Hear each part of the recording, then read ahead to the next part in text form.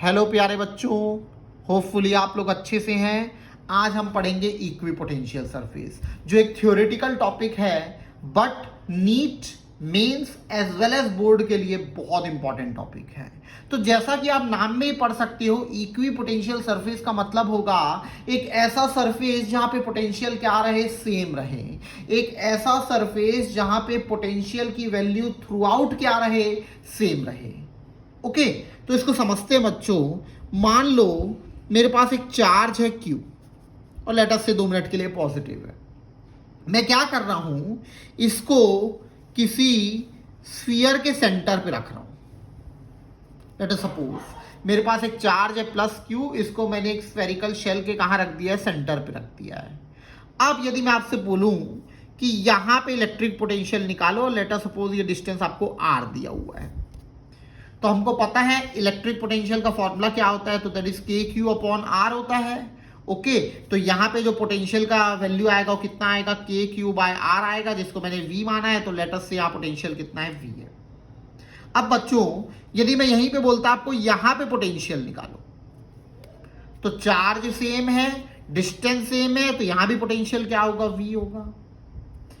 यहां पे निकालता तो बाय सिमेट्री यहां भी पोटेंशियल क्या आता, V आता। यहां पे निकालता तो भी बाय सिमेट्री पोटेंशियल क्या आता, V आता। मतलब इस पूरे स्फेरिकल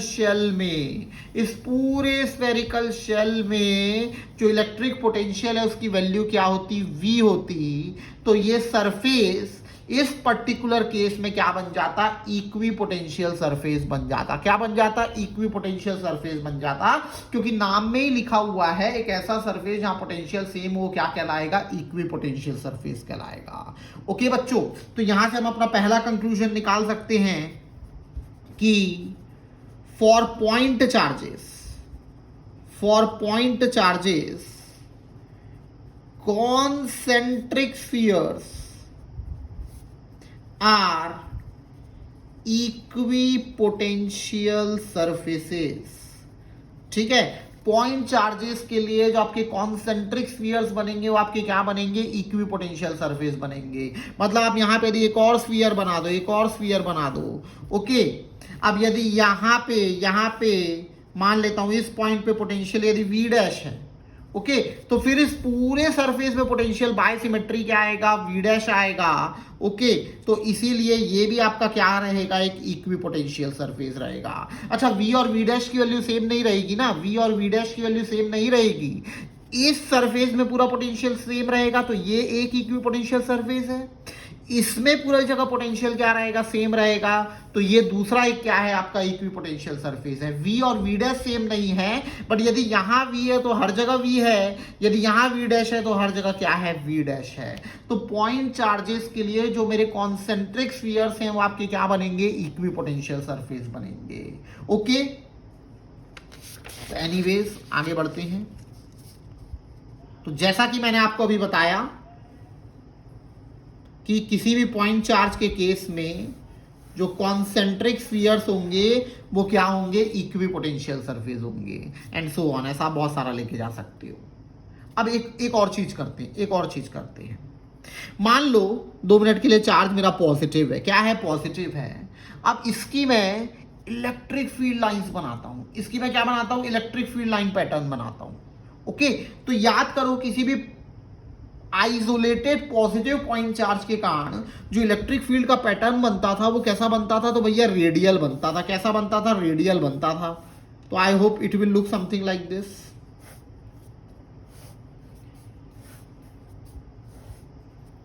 ठीक है, सॉरी थोड़ा इंक फैल गया।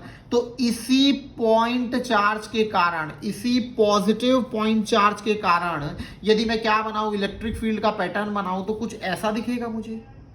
क्योंकि किसी भी पॉइंट चार्ज के कारण जो इलेक्ट्रिक फील्ड का पैटर्न बनता है वो कैसा बनता है, रेडियल बनता है। कैसा बनता है बच्चों, रेडियल बनता है।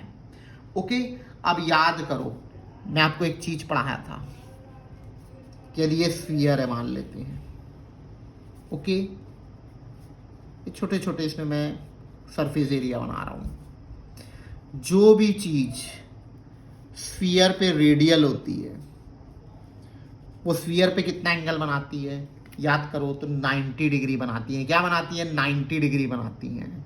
ठीक है, ये मेरा क्या था? इक्विपोटेंशियल सरफेस, जो इस केस में क्या है? तो स्फीयर है। क्या है? स्फीयर है। ये मेरा क्या है? तो इलेक्ट्रिक फील्ड लाइंस है, जो कैसी निकल रही हैं? रेडियल निकल रही हैं। यहाँ पे जो स्फीयर है वो इक्विपोटेंशियल सरफेस है, यहाँ पे जो चीज रेडियल निकल रही है वो इलेक्ट्रिक फील्ड लाइंस हैं। इसका मतलब electric field lines equipotential surface के परपेंडिकुलर होंगी। One of the most important point, electric field lines, ठीक है, या इलेक्ट्रिक फील्ड इक्विपोटेंशियल सरफेस के क्या होगी? परपेंडिकुलर होगी। इक्विपोटेंशियल सरफेस के क्या होगी?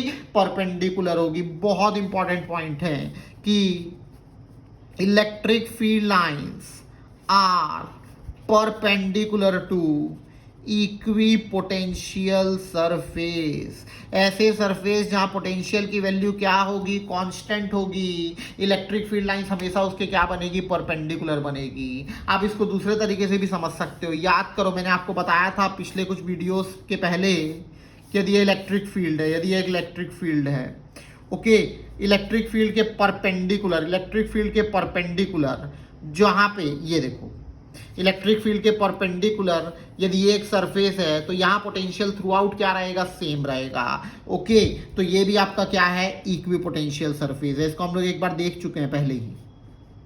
मतलब यदि मैं यहां पे एक ऐसा इमेजिनरी सरफेस बनाऊं,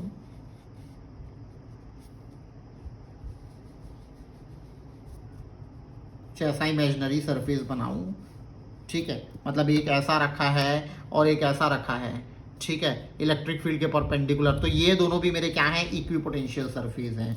ठीक है, यदि यहाँ पे एक जगह पोटेंशियल V है तो पूरी जगह V रहेगा। यहाँ पे यदि एक जगह V डैश है तो हर जगह क्या रहेगा? V डैश रहेगा।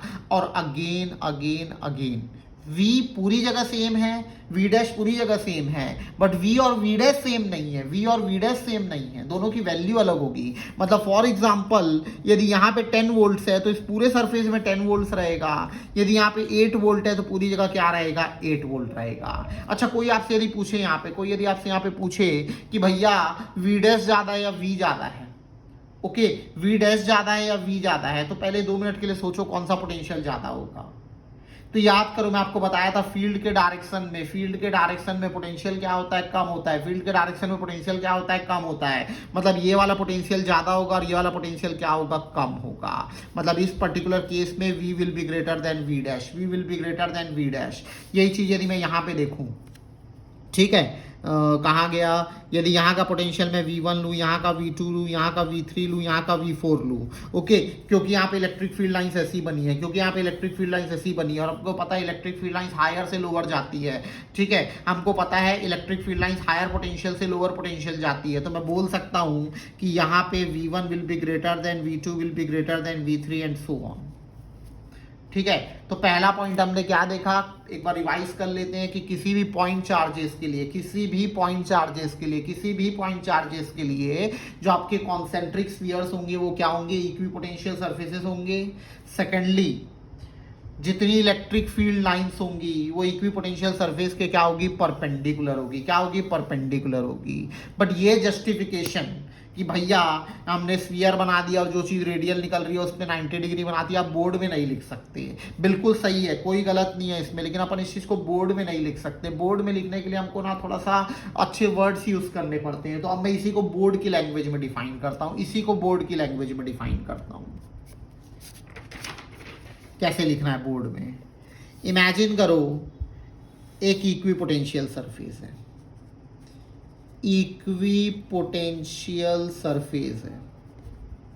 ठीक है। इक्विपोटेंशियल सरफेस का मतलब क्या है? हर जगह पोटेंशियल क्या होगा? सेम होगा। अब मान के चलो मैंने इलेक्ट्रिक फील्ड टेढ़ी बना दी, ये पॉसिबल नहीं है, लेकिन मान लो मैंने 2 मिनट के लिए इलेक्ट्रिक फील्ड टेढ़ी बना दी, क्योंकि क्वेश्चन ऐसा आता है कि why electric field lines are always perpendicular to equipotential surface. ठीक है। क्यों electric field lines equipotential surface की हमेशा क्या होती है, परपेंडिकुलर होती है, ऐसा क्वेश्चन आता है यदि मैं बोर्ड की बात करूं। ओके, तो बोर्ड में आपको क्या आंसर लिखना है उसको समझने के लिए लेट अस सपोज एक इक्विपोटेंशियल सरफेस है जहां पे मैंने इलेक्ट्रिक फील्ड को टेढ़ा बना दिया है, जहां पे मैंने इलेक्ट्रिक फील्ड को क्या बना दिया है, टेढ़ा बना दिया है। ठीक है, तो हम जानते हैं इसका हम दो कंपोनेंट बना सकते हैं, एक ऐसा और एक ऐसा। ठीक, इसको मैं नाम दे रहा हूं ई पैरेलल कंपोनेंट क्योंकि इक्विपोटेंशियल सरफेस के पैरेलल है। इसका नाम दे रहा हूं ई परपेंडिकुलर क्योंकि ये वाला इक्विपोटेंशियल सरफेस के क्या है, परपेंडिकुलर है। ठीक, अब आप ध्यान से देखो इसको, ध्यान से देखो इसको, मैं सिर्फ अब इसको बना रहा हूं। ये इक्विपोटेंशियल सरफेस है, इसको बना दे रहा हूं, एक इलेक्ट्रिक फील्ड आ गई है। ठीक है, इसको मैंने यहां पे अलग से बना दिया है। एक इक्विपोटेंशियल सरफेस है और एक इलेक्ट्रिक फील्ड ऐसी आ गई है, इलेक्ट्रिक फील्ड क्या है, टेढ़ी है। ओके, कुछ दिन पहले हम पढ़े थे कि भैया इलेक्ट्रिक फील्ड के डायरेक्शन में पोटेंशियल कम होता है। कुछ दिन पहले हमने पढ़ा था कि इलेक्ट्रिक फील्ड के डायरेक्शन में पोटेंशियल क्या होता है, कम होता है। ठीक है, और एक तरफ हमने ये पढ़ा था कि फील्ड के डायरेक्शन में पोटेंशियल कम होता है, और एक और मैं बोल रहा हूं ये इक्विपोटेंशियल सरफेस है। तो दो कॉन्ट्राडिक्टरी सेंटेंस हो गए ना। यदि ये इक्विपोटेंशियल सरफेस है मतलब यहां पे पोटेंशियल यदि V है तो यहां भी V होगा, यहां भी V होगा और यहां भी क्या होगा, V होगा। ठीक है, यदि ये इक्विपोटेंशियल सरफेस है। एक और मैं बोल रहा हूं ऐसी इलेक्ट्रिक फील्ड भी है। यदि ऐसी इलेक्ट्रिक फील्ड होगी तो पोटेंशियल की वैल्यू तो धीरे धीरे क्या होगी, कम होगी। तो दो कॉन्ट्राडिक्टरी सेंटेंस साथ में नहीं हो सकते। मतलब या तो इक्विपोटेंशियल सरफेस होगा और इक्विपोटेंशियल सरफेस है तो ये नहीं होगा, क्योंकि यदि ये है तो यहां पे पोटेंशियल की वैल्यू क्या होगी, चेंज होगी, तब ये इक्विपोटेंशियल सरफेस नहीं होगा। देखो अभी यदि दिन है तो दिन ही हो सकता है, यदि अभी रात है तो रात ही हो सकती है, दो चीज साथ में नहीं हो सकती। वैसे यदि इक्विपोटेंशियल सरफेस है तो ये कंपोनेंट नहीं होगा, क्योंकि यदि ये कंपोनेंट होगा तो ये इक्विपोटेंशियल सरफेस नहीं होगा, और यदि ये कंपोनेंट है तो ये सरफेस क्या नहीं होगा, इक्विपोटेंशियल नहीं होगा। तो इसको बोर्ड में कैसे लिखते हैं,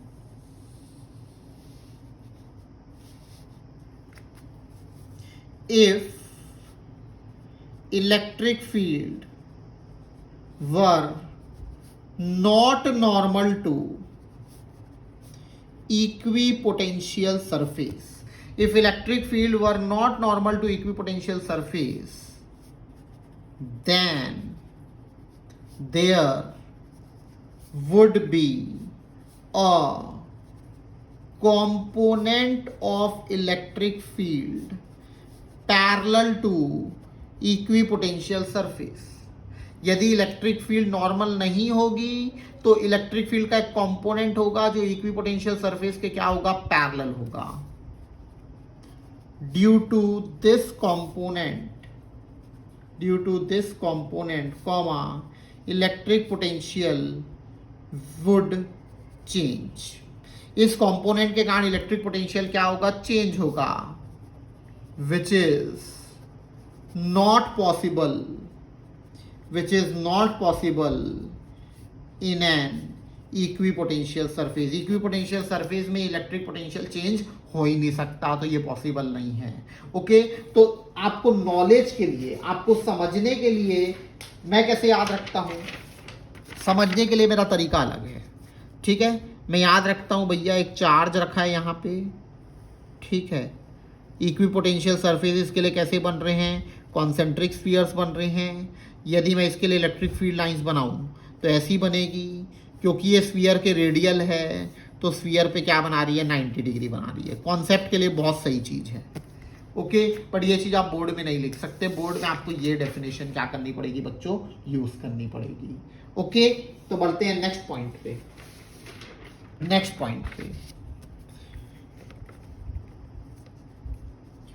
Two equipotential surfaces can never intersect. Two equipotential surfaces can never intersect। ये बोर्ड में पूछता है कि why two equipotential surfaces can never intersect। पहले आप याद करो, दो इक्विपोटेंशियल सरफेस कभी टकरा नहीं सकते हैं। अब मैं इसका रीजन बता रहा हूं।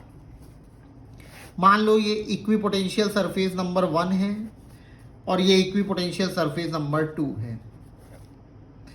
ये इक्विपोटेंशियल सरफेस नंबर 1 है, ये इक्विपोटेंशियल सरफेस नंबर 2 है, दोनों इस पॉइंट पे टकरा गए।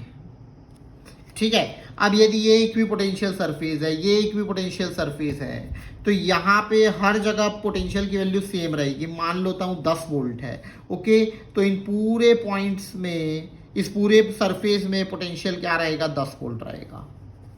ओके, अब ये भी एक इक्विपोटेंशियल सरफेस है, मतलब यहाँ भी पोटेंशियल की वैल्यू थ्रू आउट क्या रहेगी, सेम रहेगी। बोले तो यदि यहाँ 12 वोल्ट है तो हर जगह फिर क्या रहेगा, 12 वोल्ट रहेगा। एक एग्जांपल ले रहा हूँ आपको समझाने के लिए। अब एक लड़का आया और एक साथ में लड़की आई। ठीक है, बाल वाल बना देते हैं इसका बढ़िया।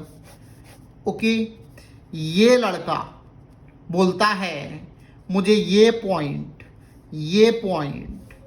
इस लाइन में दिख रहा है, तो बिल्कुल सही है वो लड़का। ठीक है, उस लड़के ने क्या बोला कि ये पॉइंट मुझे इस लाइन पे दिख रहा है, तो मेरे हिसाब से इस पॉइंट का पोटेंशियल 10 वोल्ट है। ठीक है, अब ये लड़की बोली नहीं, मुझे ये पॉइंट इस लाइन में दिख रहा है। ओके, तो मेरे हिसाब से यहाँ पे पोटेंशियल कितना है, 12 वोल्ट है। तो ये भी अपनी जगह सही है, ये भी अपनी जगह सही है, बट एक पॉइंट पे दो पोटेंशियल हो सकते हैं क्या, नहीं हो सकते हैं।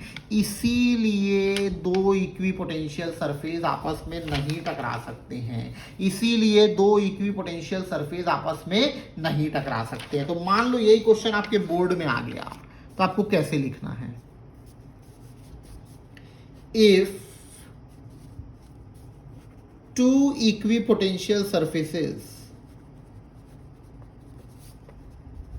surfaces intersect, then we can assign two values of potential at one point,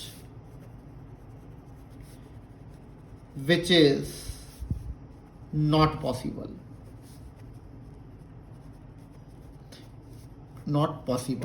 If two equipotential surfaces intersect, then we can assign two value of potential at one point, ना लिख के at point of intersection लिख देते हैं, at point of intersection, which is not possible. Okay, तो अभी तक हमने क्या क्या पॉइंट पढ़े। इक्विपोटेंशियल सरफेस वो होता है जहां पे पोटेंशियल की वैल्यू थ्रू आउट क्या रहती है, सेम रहती है।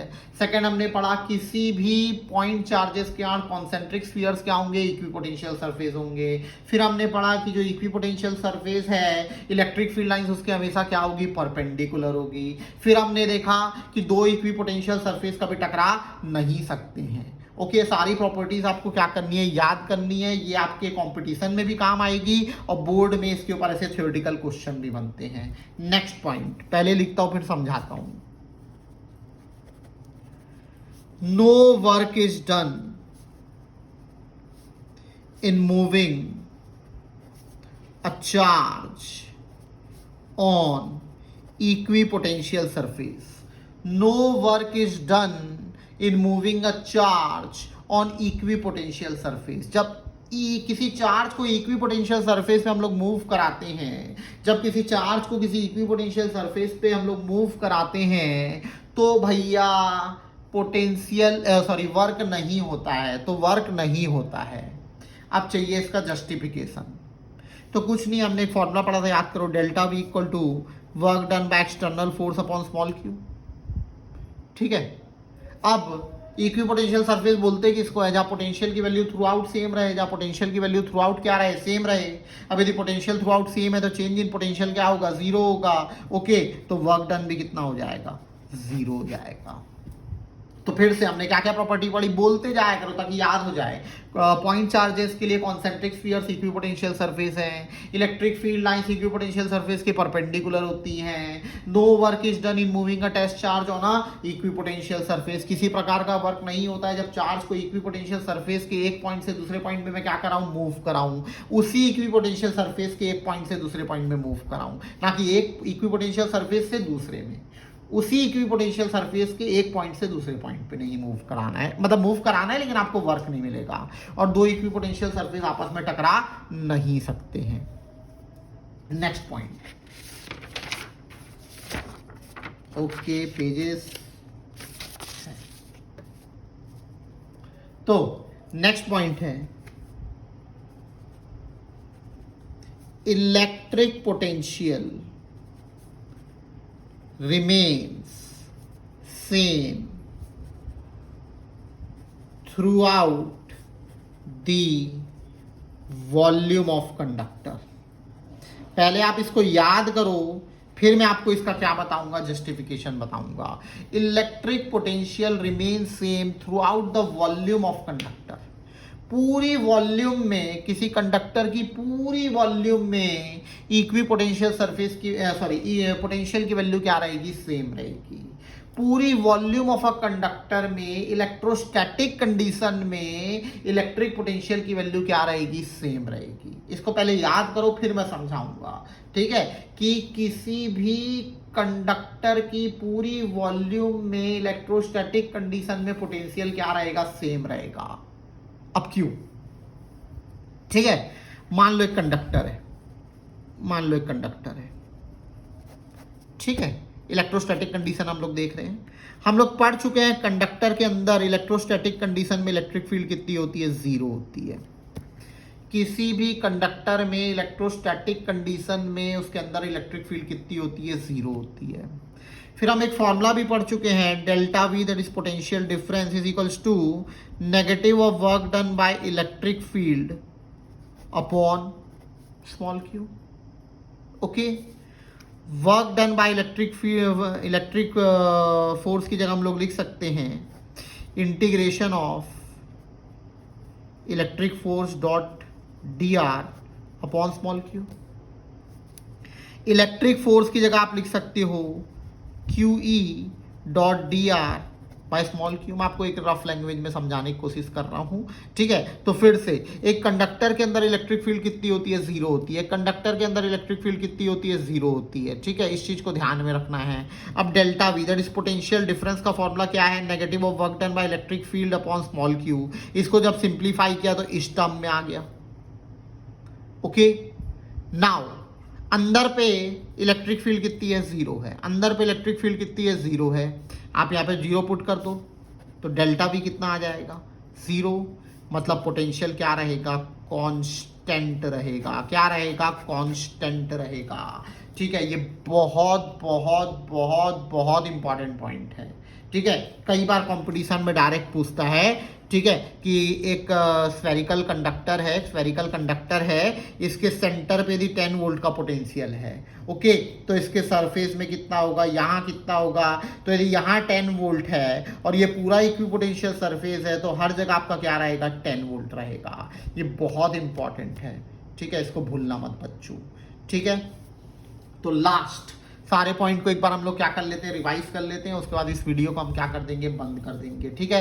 पहला क्या था, इक्विपोटेंशियल सरफेस क्या है। इक्विपोटेंशियल सरफेस वो है जहां पे इलेक्ट्रिक पोटेंशियल की वैल्यू थ्रू आउट क्या रहती है, सेम रहती है।